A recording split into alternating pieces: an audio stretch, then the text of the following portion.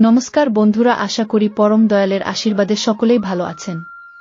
এই ভাদ্র মাসে অনেক নিয়ম কানুন মেনে চলতে হয় সনাতন ধর্মীয় শাস্ত্রমতে। তাই এই ভাদ্র মাসে নিজের ভাগ্যকে পরিবর্তন করার জন্য কিছু নিয়ম মেনে চললে জীবনে সুখ শান্তিতে ভরে উঠবে জীবন। এ বিষয়ে জানার আগে আপনি যদি এই চ্যানেলটিতে নতুন হয়ে থাকেন তাহলে অবশ্যই চ্যানেলটিতে শেয়ার, লাইক, কমেন্ট ও সাবস্ক্রাইব করে পাশে থাকবেন। তাহলে ভিডিওটির মাধ্যমে এ বিষয়ে বিস্তারিত জেনে নেওয়া যাক। সৌভাগ্যকে নিজের কাছে বেঁধে রাখতে পবিত্র ভাদ্র মাসে এই কাজগুলি করুন। ভাদ্র মাসে ঋষি পঞ্চমী উৎসব পালিত হয়। সপ্তঋষির উদ্দেশ্যে এই তিথি পালন করা হয়। এই ব্রত পালন করলে জীবন থেকে নানা সমস্যার সমাধান হয়ে যায়। হিন্দু শাস্ত্র অনুযায়ী ভাদ্র মাসের বিশেষ গুরুত্ব রয়েছে। হিন্দু পঞ্জিকা অনুযায়ী 4টি পবিত্র মাসের মধ্যে ভাদ্র মাস অন্যতম। এই মাসে বিশেষ করে তীর্থযাত্রার জন্য শুভ। এই মাসেই হয় শরতের শুভ আরম্ভ।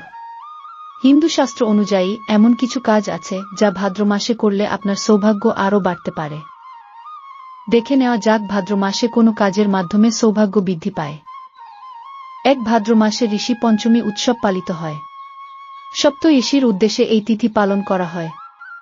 এই ব্রত পালন করলে জীবন থেকে নানা সমস্যার সমাধান হয়ে যায়। 2 এই পবিত্র ভাদ্র মাসে পঞ্চগব্য দুধ, দধি, ঘৃত, গোমূত্র ও গোময় সেবন করা অতি পবিত্র কাজ বলে মনে করা হয়। সঠিক পরিমাণে পঞ্চগব্য সেবন করলে দেহ ও মন পবিত্র থাকে। 3 ভাদ্র মাসে শ্রীরাধা রানী জন্মগ্রহণ করেছিলেন। তাই এই মাসে রাধা অষ্টমীর ব্রত পালনের মাধ্যমে নিজের সৌভাগ্য ফেরানো যেতে পারে। 4 এই মাসে খাওয়ার বিশেষ নিয়ম বলা আছে, যে কোনো গুরুপাক জাতীয় খাবার খাওয়া একদম উচিত নয়। মশলাদার ও উত্তেজক খাদ্য বা পানীয় গ্রহণ অনুচিত বলে মনে করা হয়। 5 এই মাসের অন্যতম প্রধান উৎসব গণেশ চতুর্থী।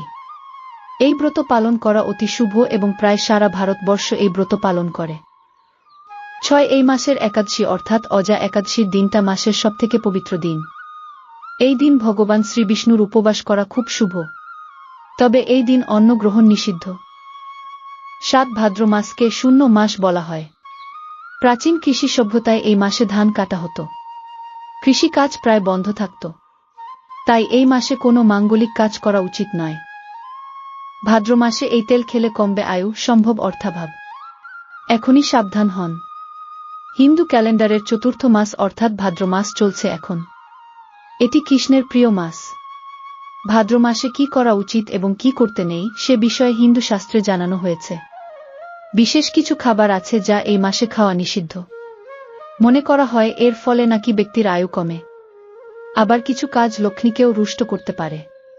কোনো কাজ করবেন ও কোনো কাজ করবেন না জেনে নিন। হিন্দু পঞ্জিকার চতুর্থ মাস হল ভাদ্রপদ বা ভাদ্র। শাস্ত্রমতে শ্রাবণ মাস যেমন শিবের প্রিয়, তেমনি ভাদ্র মাস কৃষ্ণের বিশেষ প্রিয়। এটি আবার পবিত্র চতুর্মাসের দ্বিতীয় মাস। শাস্ত্রমতে এই মাসে ঋষিকেশের পুজো করা হয়।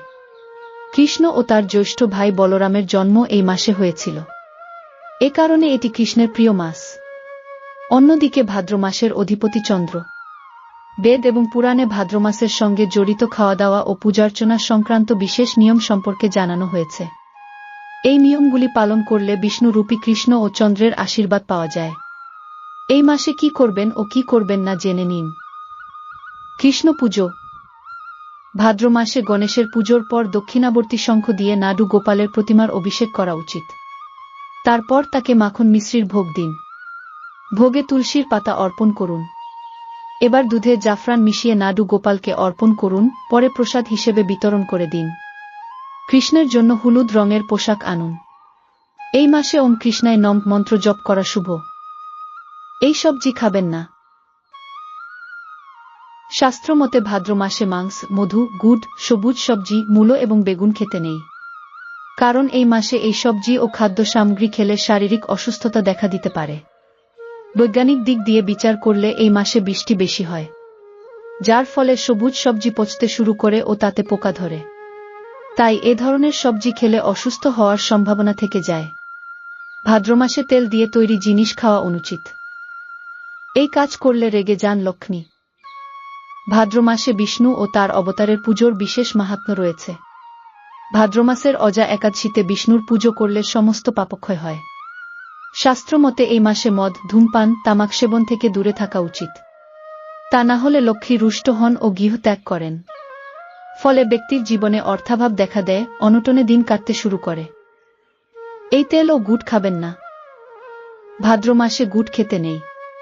এর ফলে গলা খারাপ হয় এবং স্বর নষ্ট হয়। পাশাপাশি তিলের তেলও এই মাসে খেতে নেই। মনে করা হয় ভাদ্র মাসে যে ব্যক্তি তিলের তেলের সেবন করে তাদের আয়ু কম হয়। গুড় ও তিল তেলের পাশাপাশি ভাদ্র মাসে দই খাওয়ার ক্ষেত্রেও নিষেধাজ্ঞা রয়েছে। আবার কেউ ভাত দিলে তাও খাবেন না। মনে করা হয় অন্যের দেওয়া ভাত খেলে অর্থাভাব দেখা দেয়। তিল তেল ছাড়া ভাদ্র মাসে নারকেল তেলও খাবেন না। ভাদ্র মাসে কি খাবেন? শাস্ত্রমতে ভাদ্র মাসে কৃষ্ণের জন্ম হয়েছিল। এই মাসেই তার জন্মোৎসব পালিত হয়। কৃষ্ণের মাখন অত্যন্ত প্রিয় ছিল। মাখন চুরি করে খেতেন কৃষ্ণ, তাই তার অপর নাম হয় মাখন চোর। তাই এই মাসে মাখন মিশ্রিত খাবার খাওয়া খুবই শুভ। এর ফলে স্বাস্থ্যোন্নতি হয়। আবার বাচ্চাদের গাওয়া ঘি খাওয়াবেন। এর ফলে শরীরে শক্তি সঞ্চয় হয়। শাস্ত্রমতে স্নানের জলে গোমূত্র মিশিয়ে স্নান করলে সমস্ত পাপ নাশ হয়। বন্ধুরা, আজকের মতো ভিডিওটি এখানে শেষ করলাম। আশা করি বন্ধুরা আপনারা এই নিয়মগুলো মেনে চললে অবশ্যই জীবনের সৌভাগ্য ফিরে আসবে এবং সুখ শান্তিতে জীবন ভরে উঠবে। ভিডিওটি যদি ভালো লেগে থাকে তাহলে অবশ্যই চ্যানেলটিতে খেয়াল লাইক কমেন্ট ও সাবস্ক্রাইব করে পাশে থাকুন এবং আমাকে আরও নতুন নতুন বিষয় নিয়ে ভিডিও তৈরি করতে মনোবল বৃদ্ধি পাবে। বন্ধুরা, আবারও আপনাদের মঙ্গলময় জীবন কামনা করে সবাইকে হরে কৃষ্ণ জানিয়ে শেষ করলাম। ধন্যবাদ।